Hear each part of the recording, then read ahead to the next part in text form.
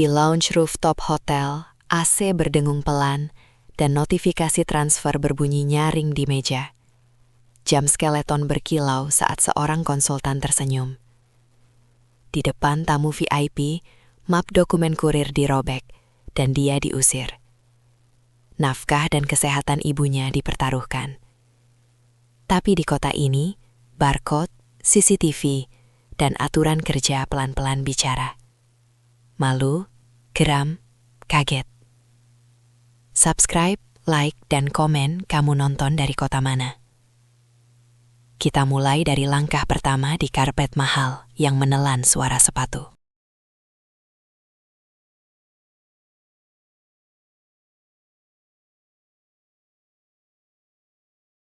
Lift VIP berhenti dengan bunyi lembut yang hampir tak terdengar.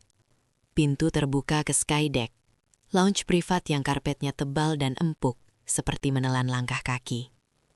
Bau parfum oud bercampur kopi panas menggantung di udara. Roni Basir menarik napas sekali sebelum langkah masuk.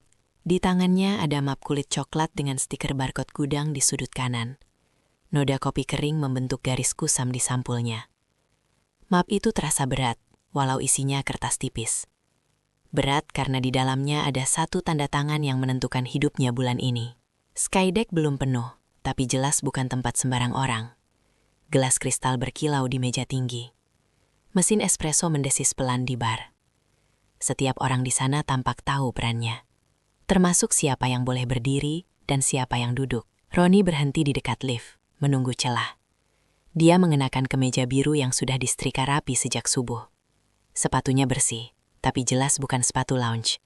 Roni tahu itu, dan tahu dirinya akan terlihat kontras di sini. Nama Nayaka Pradipta terdengar dari arah tengah ruangan. Seorang MC berbisik sambil tersenyum lebar. Dua staf hotel bergerak cepat membuka jalan. Roni mengikuti arah suara itu, menahan langkah agar tidak terlihat tergesa. Nayaka berdiri di dekat jendela kaca tinggi. Jam skeleton di pergelangan tangannya memantulkan cahaya lampu. Cincin signet berkilau saat Nayaka mengangkat gelas. Senyum Nayaka tipis, penuh kendali. Di meja Nayaka, sebuah ponsel diletakkan menghadap atas. Layar menyala singkat. Bunyi notifikasi transfer terdengar jelas. Angka yang muncul cukup membuat beberapa orang melirik. Nayaka membiarkannya begitu saja, seperti benda mati yang sengaja dipamerkan. Roni mendekat 2 langkah. Dia menunggu celah bicara. Seorang staf hotel sudah hendak menahan, tapi Roni mengangkat map sedikit. Roni menyebut satu nama vendor dan satu nomor referensi. Staf itu ragu, lalu melirik ke arah Nayaka. Nayaka menoleh berlahan. Tatapan itu menyapu Roni dari sepatu sampai rambut. Senyum Nayaka tidak berubah, tapi mata Nayaka menajam. Roni merasa lantai di bawah kakinya mendadak lebih dingin. Roni menyapa dengan suara rendah. Roni menyebut bahwa dokumen harus diserahkan sekarang. Roni menyebut waktu dan jadwal yang sudah disepakati. Kalimat Roni singkat dan langsung. Nayaka menghela napas kecil, seperti orang yang baru diganggu. Nayaka mengambil map dari tangan Roni tanpa izin. Kulit map berderit halus saat jari Nayaka mencengkram. Beberapa tamu menoleh. Penasaran. Nayaka membuka map itu sambil berdiri. Kertas di dalamnya tipis dan rapi. Stiker barcode tampak jelas. Noda kopi terlihat seperti bekas salah langkah kecil. Ini? Suara Nayaka tenang, tapi terdengar ke beberapa meja. Nayaka mengangkat satu lembar, lalu menjatuhkannya kembali. Kamu bawa ini ke sini? Roni mengangguk. Roni menjelaskan singkat, bahwa berkas ini harus ditandatangani hari ini. Roni menyebutkan bahwa ini sudah masuk jadwal klien. Roni tidak menambah alasan. Nayaka tersenyum sedikit lebih lebar. Tangan Nayaka bergerak cepat. Satu tarikan, lalu suara kertas robek terdengar jelas di antara denting gelas. Map kulit coklat itu terbelah isinya. Beberapa orang tersentak. Mesin espresso masih mendesis, tapi rasanya jauh. Roni membeku. Jantung Roni berdetak keras di telinga. Nayaka melempar potongan kertas ke meja. Area VIP bukan tempat orang seperti kamu, kata Nayaka ringan. Jangan bikin malu klien. 2 security mendekat. Langkah mereka teratur di karpet tebal. Salah satu memegang lengan Roni dengan sopan tapi tegas. Roni tidak melawan. Roni menunduk sebentar. Potongan kertas berserakan di lantai. Stiker barcode itu terbelah 2. Satu bagian terlepas. Roni melihatnya jelas, sebelum diserak menjauh. Suara mesin espresso berubah menjadi langkah kaki di lorong. Pintu lift tertutup dengan bunyi halus. Roni berdiri sendiri di area bawah. Napasnya pendek. Tangannya bergetar. Roni merogoh saku jaketnya. Ujung jari Roni menyentuh kertas tipis. Roni mengeluarkannya perlahan. Sepotong kecil barcode, masih utuh dan bisa dibaca. Roni menatap potongan itu lama. Di kepalanya berputar wajah ibunya di ruang tunggu klinik. Jadwal kontrol yang tertulis di kertas lain. Waktu yang tidak bisa ditunda. Roni melipat potongan barcode itu dan menyimpannya. Roni menarik napas panjang. Di atas sana, tawa Nayaka terdengar samar. Terdedam kaca dan karpet mahal. Roni melangkah keluar hotel. Panas Balikpapan menyambut. Udara lembab menempel di kulit. Roni tahu, ini belum selesai. Nama Roni Basir masih tertera di layar kecil dekat pintu Skydeck. Hurufnya rapi, sejajar dengan nama-nama lain yang jelas bukan kurir. Roni berhenti sejenak di lorong bawah, menatap layar itu seperti menatap kesalahan yang belum sempat dijelaskan. Suara hujan tipis terdengar dari luar gedung.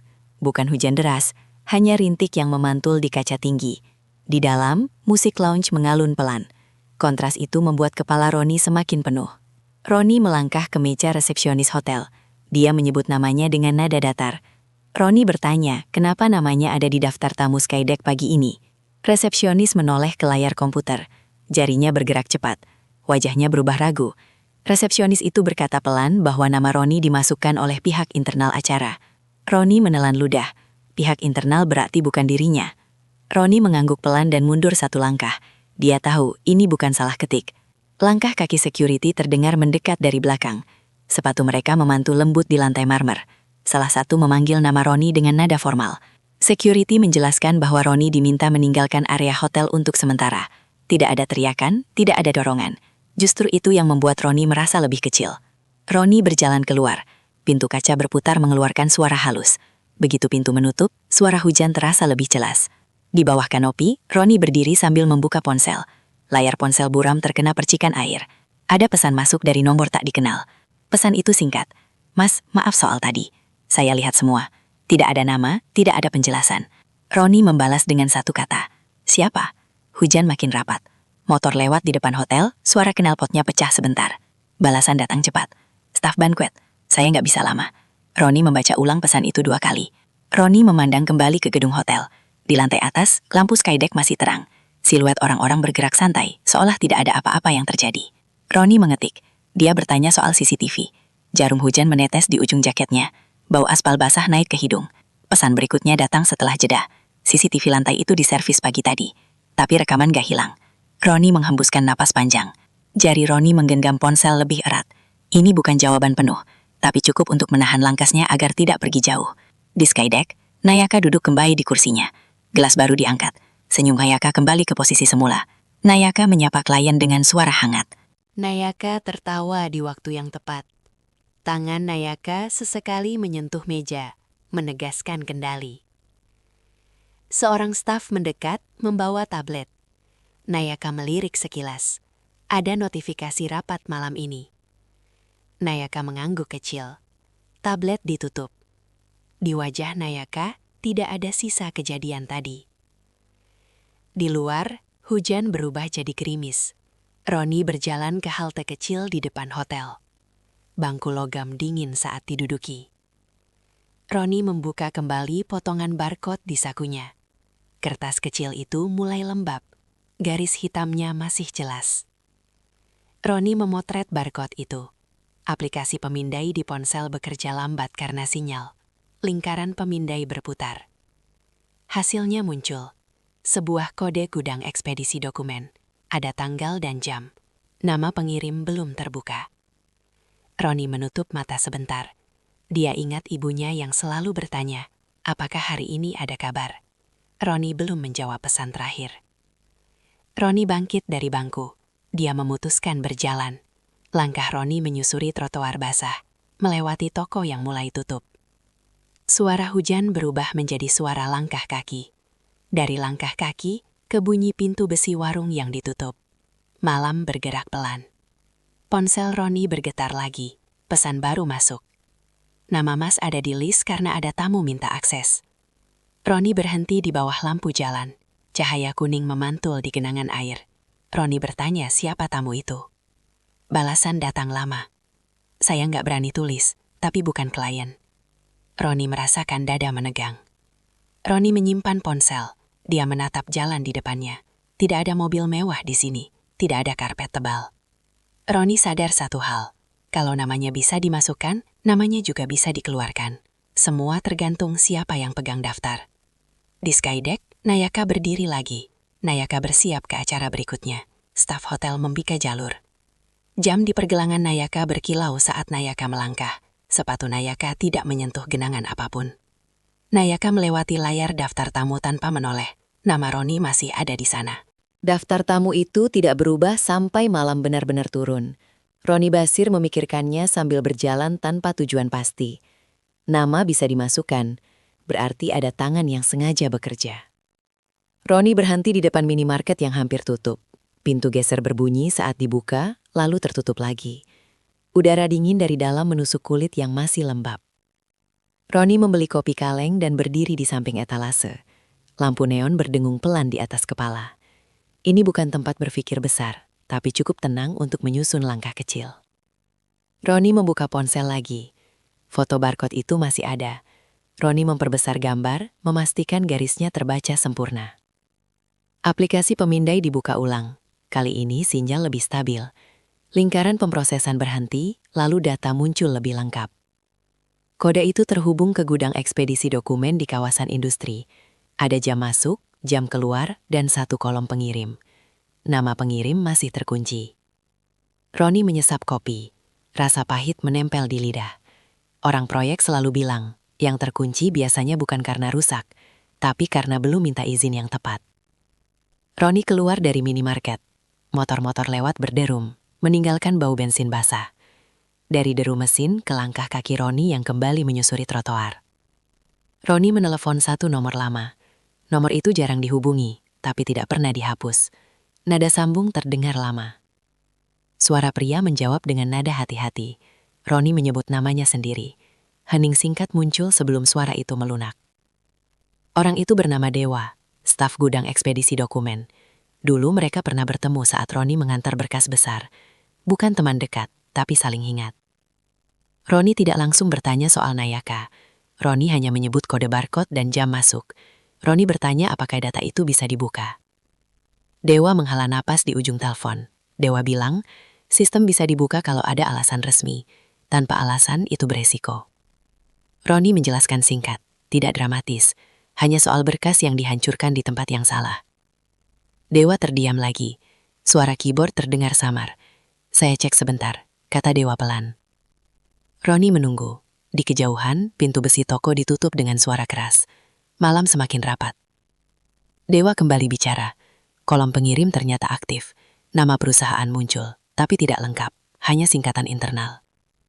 Roni mencatat singkatan itu. Hurufnya familiar. Roni pernah melihatnya di dokumen vendor besar. Roni bertanya apakah data itu bisa dicetak. Dewa menolak halus. Dewa hanya bisa memberi petunjuk, bukan bukti. Roni mengerti. Orang proyek hidup dari batas tipis. Roni mengucapkan terima kasih tanpa memaksa. Panggilan ditutup. Nada akhir terdengar seperti pintu ditarik pelan. Roni menyimpan ponsel. Roni melanjutkan jalan. Trotoar berubah jadi aspal kasar. Lampu jalan semakin jarang. Di kepala Roni, satu hal mulai jelas. Daftar kamu dan barcode bukan kebetulan terpisah. Keduanya bagian dari jalur yang sama. Roni berhenti di depan gedung perkantoran tua. Di sana ada kantor vendor kecil yang dulu pernah bekerja sama dengannya. Roni tahu jam kerjanya aneh. Roni mengetuk pintu kaca. Dari dalam, seorang perempuan setengah baya menoleh. Perempuan itu mengenali Roni setelah beberapa detik. Perempuan itu membuka pintu. Bau kertas dan printer lama keluar. Lampu di dalam redup, tapi cukup hangat. Roni menjelaskan maksudnya. Dia menyebut singkatan perusahaan pengirim. Mata perempuan itu menyempit. Perempuan itu berkata, singkatan itu milik vendor besar yang sedang ditutup jalurnya. Banyak berkas tertahan sejak minggu lalu. Roni duduk. Kursi plastik berderit. Ini bukan lounge. Tidak ada karpet tebal. Perempuan itu menuang air ke gelas plastik. Suara air terdengar jelas di ruangan kecil. Dia berkata, orang yang pegang jalur biasanya satu. Nama Nayaka tidak disebut, tapi Roni tahu. Nama itu seperti bayangan di balik kalimat. Roni bertanya soal daftar tamu Skydeck. Perempuan itu terkejut. Dia tidak tahu detail, tapi dia tahu cara kerja acara korporat. Perempuan itu bilang, akses VIP bisa diminta oleh konsultan acara. Nama bisa dimasukkan sebagai tamu teknis. Roni mengangguk pelan. Potongan-potongan itu mulai menyatu. Tidak rapi, tapi cukup. Roni berdiri. Dia mengucapkan terima kasih. Perempuan itu berpesan agar Roni hati-hati. Di luar, angin malam bergerak pekan. Bau laut samar terbawah. Roni merasakan lelah, tapi juga arah. Ponsel Roni bergetar. Pesan dari staf banquet masuk lagi. Mas, jangan hubungi saya lagi malam ini. Roni membalas singkat. Terima kasih. Tidak ada balasan. Roni menatap layar ponselnya gelap. Dia sadar. Cara orang proyek bukan teriak. Cara orang proyek adalah mencatat. Di tempat lain, Nayaka duduk di mobilnya. Interior senyap. Notifikasi rapat muncul di layar dashboard. Nayaka tersenyum kecil. Semua terlihat terkendali. Lampu panggung menyala bertahap, satu demi satu, sampai ruangan terasa lebih hangat dari sebenarnya. Nayaka Pradipta berdiri di sisi backdrop, menunggu aba-aba. Bau kabel panas dan kain backdrop bercampur parfum mahal yang masih melekat di pergelangan tangannya. Suara musik pembuka mengalun pelan, lalu menguat.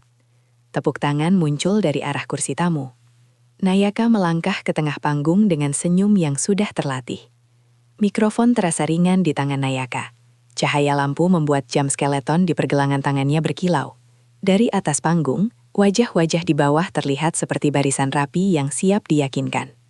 Nayaka membuka dengan kalimat tentang profesionalisme dan kepercayaan. Suaranya stabil. Setiap jeda diatur, setiap senyum dikeluarkan di waktu yang tepat.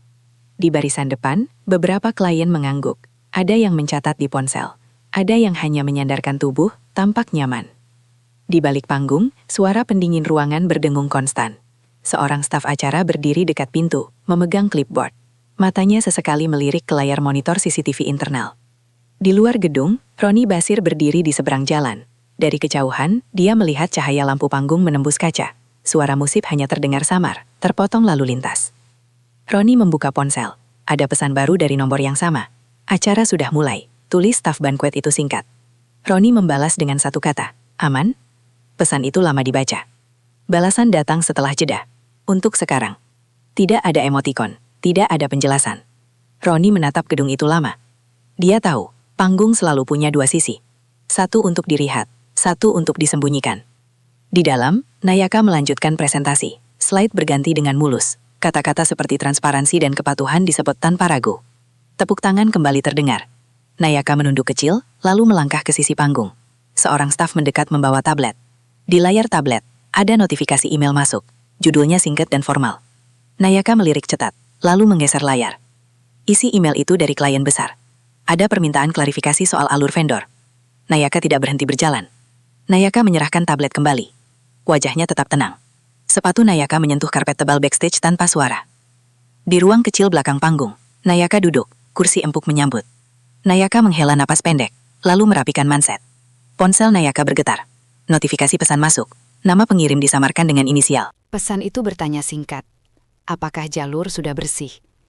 Nayaka membalas cepat. Sudah.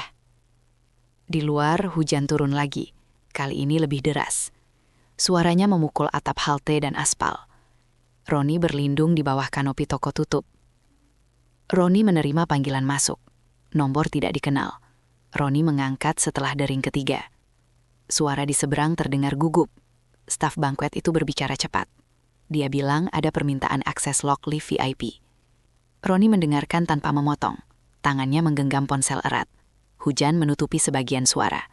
Staf itu berkata, permintaan datang dari internal hotel. Alasannya audit rutin. Tapi waktunya terasa janggal. Roni bertanya, siapa yang minta? Staf itu terdiam. Lalu menjawab pelan, bahwa namanya tercatat sebagai konsultan acara. Roni menutup mata sebentar. Dia sudah menduga. Jalur rapi selalu dibersihkan sebelum orang luar masuk. Di dalam gedung, pintu ruang kontrol terbuka. Dua staf hotel berdiri di depan layar monitor. Rekaman lift VIP ditampilkan ulang. Salah satu staf menunjuk jam di sudut layar. Ada potongan waktu yang dipercepat. Bukan dihapus, tapi disamarkan. Di panggung, Nayaka kembali muncul untuk sesi tanya-jawab. Pertanyaan datang tentang vendor dan jadwal. Nayaka menjawab dengan tenang. Tidak ada detail teknis. Jawaban Nayaka terdengar aman. Di barisan belakang, seorang tamu mencatat lebih lama dari yang lain. Wajahnya datar. Matanya fokus. Roni menerima pesan lagi. Server cadangan gak disentuh. Tulis staf banquet. Jantung Roni berdetak lebih cepat. Roni membalas. Menanyakan lokasi server. Balasan tidak datang langsung. Suara hujan perlahan mereda. digantikan suara motor yang melintas. Dari motor ke bunyi klakson jauh. Di backstage, Nayaka menerima ucapan selamat. Beberapa tangan dijabat. Senyum Nayaka tidak luntur. Seseorang menyebut soal audit kecil. Nayaka tertawa ringan. Nayaka bilang audit itu hal biasa. Ponsel Nayaka bergetar lagi. Kali ini dari nomor berbeda. Nayaka membaca sekilas, lalu menghela napas. Pesan itu berisi satu kalimat. CCTV cadangan aman. Nayaka membalas dengan simbol centang. Di luar, Roni melangkah dari gedung. Dia tahu malam ini malam waktunya masuk. Roni berhenti di ujung jalan. Dia membuka catatan di ponsel. Roni menuliskan jam, nama, dan potongan informasi. Cara orang proyek bukan teriak. Cara orang proyek adalah menyimpan. Di dalam gedung, lampu panggung mulai diredupkan. Acara hampir selesai. Nayaka melangkah keluar gedung lewat pintu samping. Udara malam terasa sejuk di kulitnya. Mobil menunggu dengan mesin menyala. Pintu dibuka. Interior senyap menyambut. Nayaka duduk dan menutup pintu. Lampu kota memantul di kaca. Nayaka yakin semuanya rapi. Terlalu rapi. Orang hotel yang mau bicara tidak datang dengan seragam atau janji besar. Roni Basir bertemu pria itu di parkiran belakang gedung perkantoran, dekat mesin pendingin yang berisik. Bau oli dan debu bercampur udara lembab malam. Pria itu memperkenalkan diri singkat sebagai Arman. Arman bekerja di bagian teknis hotel, bukan front office. Tangannya kasar, kukunya pendek, dan matanya gelisah melihat sekeliling. Arman tidak mau duduk lama. Dia hanya berdiri sambil merokok. Asap tipis naik, lalu hilang ditelan lampu parkiran. Arman berkata, pekerjaannya tidak aman akhir-akhir ini. Banyak permintaan akses datang mendadak, selalu lewat nama yang sama. Roni mendengarkan tanpa menyelah. Roni tidak mengeluarkan ponsel. Dia tahu orang seperti Arman butuh didengar dulu. Arman menyebut soal server cadangan. Letaknya tidak di ruang kontrol utama. Letaknya di lantai servis yang jarang dilewati tamu. Roni bertanya pelan tentang log akses. Arman mengangguk. Semua tercatat otomatis, termasuk siapa yang minta. Arman menatap rokoknya yang hampir habis. Dia bilang kalau sampai namanya muncul, pekerjaannya bisa hilang. Roni memahami resikonya. Roni berjanji tidak akan menyebut sumber. Roni hanya butuh petunjuk, bukan salinan. Arman mengangguk pelan. Dari parkiran, suara mesin mobil lewat lalu menghilang. Pintu besi gudang ditutup di kejauhan. Roni pulang dengan langkah cepat. Di kamar kos sempit, kipas angin berdengung tanpa banyak membantu. Roni menaruh jaket di kursi. Roni membuka laptop tua. Layarnya menyala lambat. Bunyi kipas kecil terdengar nyaring. Roni memindahkan foto barcode ke layar besar. Garis-garis hitam itu tampak lebih jelas. Angka di bawahnya terbaca utuh. Roni membuka portal pelacakan gudang ekspedisi dokumen. Alamat situsnya sederhana, tidak ada desain mewah. Roni memasukkan kode itu dengan hati-hati. Jari Roni berhenti sebentar sebelum menekan enter. Halaman memuat, data muncul satu persatu. Jam masuk, jam keluar, lokasi rak, dan nomor batch. Nama pengirim akhirnya terbuka penuh. Sebuah perusahaan vendor besar yang sering muncul di ajana korporat. Nama itu tidak asing. Roni bersandar di kursi, kayunya berderit. Potongan barcode kecil itu ternyata menyimpan cerita panjang. Roni membuka folder catatan. Dia menulis ulang semua temuan dengan jam dan sumber. Tidak ada emosi di tulisan, hanya fakta. Ponsel Roni berdebar. Pesan dari ibunya masuk, menanyakan apakah besok bisa antar ke klinik. Roni menatap pesan itu laba. Dia membalas singkat. Bilang akan berusaha. Kata itu terasa berat.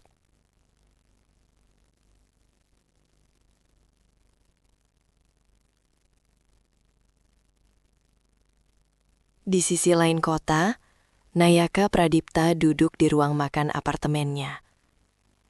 Lampu hangat menyinari meja marmer.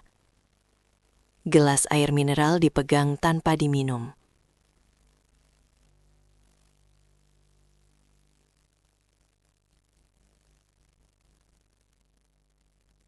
Nayaka membuka tablet. Email dari klien masih ada. Permintaan klarifikasi semakin detail.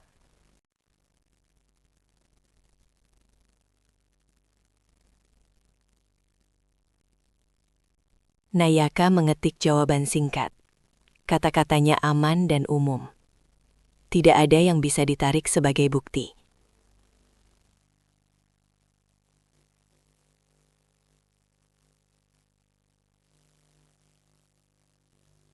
Rapat itu tidak diumumkan dan tidak dipublikasikan. Roni Basir tiba pagi-pagi di gedung perkantoran yang jarang dipakai klien besar. Bau karpet lama bercampur pendingin ruangan yang terlalu dingin. Di lobi kecil, suara printer terdengar putus-putus. Seorang resepsionis mengangguk singkat saat Roni menyebut satu nama.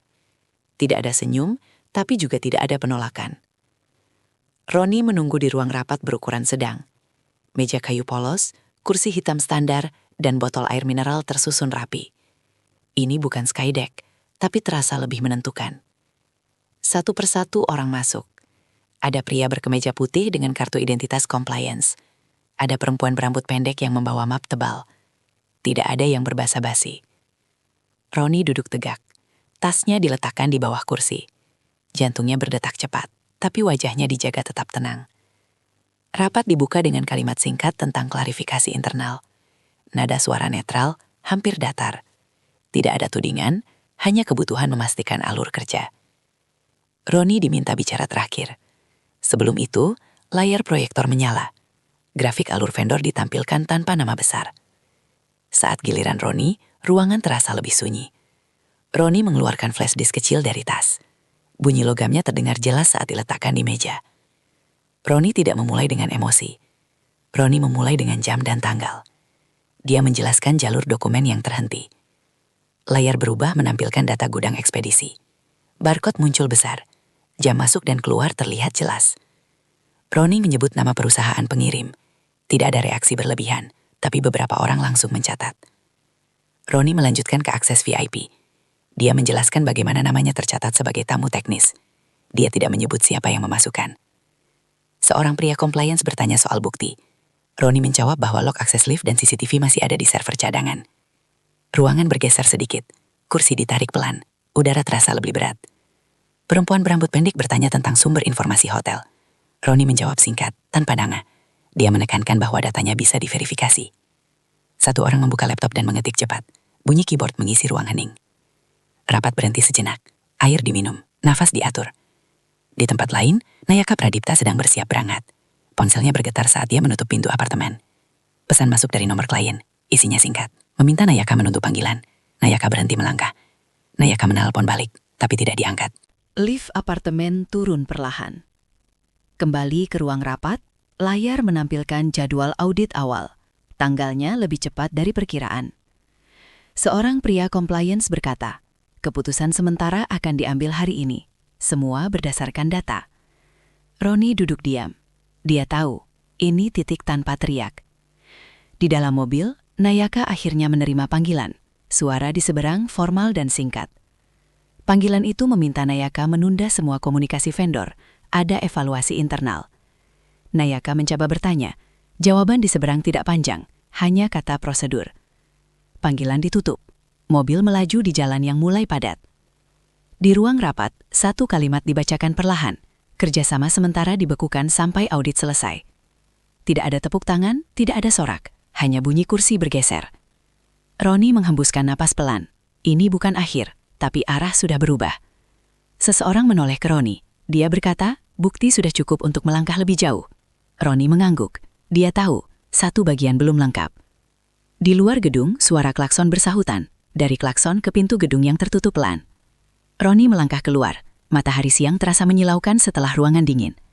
Ponsel Roni bergetar. Pesan dari nomor tak dikenal masuk. Isinya satu kalimat pendek.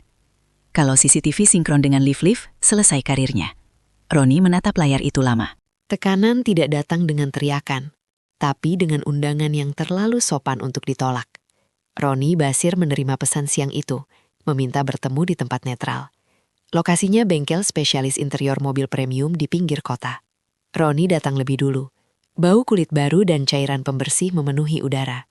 Suara kompresor berdengung stabil di sudut ruangan. Deretan mobil mahal berjejer rapi. Kap terbuka, lampu menyala, mekanik bergerak pelan dengan sarung tangan bersih. Semua terlihat mahal tanpa perlu dipamerkan. Roni duduk di kursi tunggu, tangannya bertumpu di lutut. Dia tahu, tempat ini dipilih bukan kebetulan. Pintu bengkel terbuka perlahan. Nayaka Pradipta masuk tanpa tergesa. Sepatu Nayaka tidak menyentuh noda apapun di lantai. Nayaka tersenyum seperti tidak pernah terjadi apa-apa. Nada suaranya hangat saat menyebut nama Roni. Seolah mereka rekan lama. Nayaka duduk berhadakan. Dia memesan kopi dari staf bengkel. Cangkir keramik diletakkan dengan hati-hati. Nayaka memuara pembicaraan dengan cerita ringan. Tentang proyek yang tertunda. Tentang orang-orang yang panik berlebihan. Roni mendengarkan. Wajahnya datar. Tidak ada anggukan. Nayaka mengubah nada. Dia menyebut nama klinik tempat Ibu Roni biasa kontrol. Dia menyebut jadwal pagi. Roni menegang. Matanya naik sedikit. Tangannya masih diam. Nayaka berkata, semua bisa dipermudah. Ada biaya yang bisa ditutup, ada akses yang bisa dibuka. Nayaka menggeser ponsel di meja, Layar menyala menampilkan angka. Jumlahnya cukup untuk menenangkan banyak orang. Ini paragraf pukulan. Nayaka bilang, orang kecil sering capek karena memilih jalan lurus. Dunia proyek tidak sesederhana itu. Ada cara aman untuk semua pihak. Roni menarik napas perlahan. Dia tidak menyentuh ponsel itu. Matanya tetap di wajah Nayaka. Roni bertanya satu hal. Apakah semua ini supaya saksi hotel diam? Senyum Nayaka tidak berubah. Jawabannya berputar, tapi cukup jelas. Di luar suara kompresor berhenti sejenak. Bengkel terasa lebih sunyi. Roni berdiri. Kursi bergeser. Bunyi kakinya terdengar keras di lantai beton. Roni berkata, dirinya tidak mencari uang. Roni hanya mencari catatan yang sinkron. Nayaka ikut berdiri. Nadanya turun. Nayaka menyebut nama Arman tanpa ragu. Nayaka berkata, pekerjaan Arman rapuh. Kontrak bisa diputus. Mutasi bisa terjadi. Roni menatap Nayaka lama. Di matanya, ancaman itu jelas. Roni menjawab pelan. Catatan sudah diserahkan ke compliance. Sekarang bukan lagi urusan pribadi. Wajah Nayaka mengeras. Untuk pertama kalinya, kontrol terasa goyah. Nayaka menutup ponsel. Angka di layar hilang. Dia menarik nafas pendek. Nayaka berkata, reputasi bisa dibangun dan dihancurkan cepat. Roni tidak akan kuat menahannya. Roni melangkah pergi. Dari bau kulit baru ke udara panas luar bengkel. Suara motor lewat kencang. Dari motor ke pintu bengkel yang menutup perlahan. Nayaka berdiri sendiri di dalam. Dia menatap mobil yang belum selesai. Ponsel Nayaka bergetar. Pesan dari nomor internal masuk. Isinya singkat. Saksi hotel minta perlindungan tertulis. Nayaka mengepalkan tangan. Bengkel kembali bising. Di sisi lain kota, Roni berjalan cepat. Keringat turun di pelipis. Ponsel Roni bergetar. Pesan dari Arman masuk. Isinya satu kalimat. Saya mau bicara, tapi harus aman. Perlindungan tertulis tidak datang dari orang kuat, tapi dari prosedur yang berjalan pelan dan pasti. Roni Basir duduk di ruang tunggu gedung compliance dengan punggung menempel kursi plastik. Pendingin ruangan berdengung rendah, membuat waktu terasa lebih lambat. Arman duduk di seberang ruangan, sedikit membungkuk. Tangannya menggenggam map tipis tanpa logo. Wajahnya pucat, tapi matanya fokus. Seorang staf compliance memanggil nama mereka satu persatu. Pintu kayu dibuka, lalu ditutup kembali dengan bunyi rapat. Di dalam, tidak ada kamera, hanya meja dan kursi. Arman bicara lebih dulu. Suaranya bergetar di awal, lalu stabil. Dia menjelaskan soal permintaan akses, jam yang janggal, dan nama yang selalu muncul. Roni tidak menambahkan drama. Roni hanya menyelaraskan jam, tanggal, dan jalur. Semua ditaruh sejajar. Layar proyektor menyala. Log akses lift VIP tampil berdampingan dengan rekaman CCTV cadangan. Tidak ada potongan yang hilang. Wajah beberapa orang mengeras. Satu orang meminta rekaman diputar ulang. Semua melihat detik yang sama 2 kali. Nama Nayaka Pradipta muncul di kolom permintaan akses. Bukan sebagai tamu, tapi sebagai konsultan acara. Jalurnya jelas. Ruangan hening. Pendingin ruangan terdengar lebih keras dari sebelumnya. Satu tanda tangan dibubuhkan di dokumen perlindungan saksi. Arman menghela napas panjang. Bahunya turun. Di sisi lain kota, Nayaka duduk di ruang kerjanya yang rapi. Dinding kaca memantulkan cahaya siang. Ponselnya bergetar tanpa henti. Email resmi masuk satu persatu. Subjeknya seragam. Permintaan klarifikasi lanjutan. Nayaka membalas satu email, lalu berhenti. Kata-katanya terasa rapuh. Dia menghapus dan mengetik ulang. Telepon berdering. Nomor klien besar muncul. Nayaka mengangkat dengan suara tenang. Percakapan itu singkat, tidak ada teriakan, hanya pemberitahuan. Kerjasama dihentikan sementara, akses sistem ditangguhkan, semua menunggu hasil audit. Panggilan ditutup, Nayaka menatap meja lama, jam skeleton di pergelangan tangannya berhenti berdetak sesaat. Di gedung compliance, rapat ditutup dengan kalimat formal, keputusan akan disampaikan tertulis, tidak ada tepuk tangan. Roni keluar bersama Arman. Di lorong, suara langkah mereka bergema. Udara terasa lebih ringan. Arman berkata terima kasih pelan. Roni mengangguk. Tidak ada senyum berlebihan. Di luar gedung, matahari sore menyentuh wajah mereka. Klakson terdengar jauh. Roni membuka ponsel, pesan dari ibunya masuk. Menanyakan apakah besok jadi ke klinik. Roni membalas, iya. Satu kata itu cukup. Hari-hari berikutnya berjalan cepat. Audit meluas ke beberapa proyek. Nama Nayaka jarang disebut di ruang rapat. Satu berita internal beredar di kalangan vendor. Tidak viral, tidak ramai. Tapi efeknya terasa. Nayaka dipanggil untuk klarifikasi tambahan. Ruangannya lebih kecil dari panggung dulu. Tidak ada jam berkilau di meja itu, tidak ada staf yang membuka jalan. Di tempat lain, Roni kembali bekerja seperti biasa. Mengantar dokumen, mencatat jam, menjaga jarak. Suatu sore, Roni lewat depan hotel yang sama. Skydeck terlihat dari kejauhan. Lampunya menyala seperti biasa. Tidak ada yang tahu apa yang pernah terjadi. Roni berhenti sejenak. Dia menarik napas, lalu melanjutkan jalan. Karena yang berubah bukan tempatnya, tapi jalurnya.